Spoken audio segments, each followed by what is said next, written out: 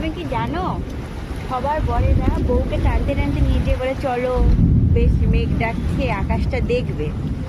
আমার কেসটা হয়ে গেছে টোটালি উল্টো। আমি সাহসী, তোমাকে টানতে টানতে নিয়ে এসে বলছি একটু রোম্যান্টিক্যালি কফি খাও।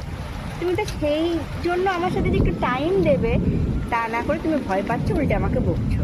হ্যাঁ জানি রিস্ক আছে, কিন্তু একটু একটু দুষ্টুমি তো মাঝে মাঝে করা ভালো না?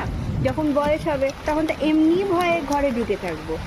একটু ইয়াং এজে কি একটু এরকম ছেলে মানুষই চলে না বলো? কি বন্ধুরা আপনারা একটু বলুন, আপনাদের বড়রও কি এরকম কাণ্ড করে? বেশি বুঝে গেছো তুমি। হ্যাঁ, কম বয়সে বেশি বোঝা, আর কিছু বলার নেই। ব্যাপারটা কি হয়েছে বলো তো?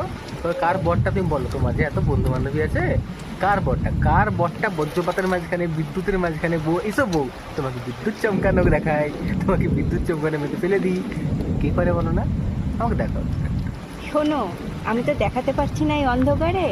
এরকম কফি বানিয়ে নিয়ে ছাদে বসে এই যে খোলা আকাশ দেখার যে ফিলটা, এই যে বিদ্যুৎ চমকাচ্ছে, আমি জানি না কতটুকু বোঝাতে পারছি।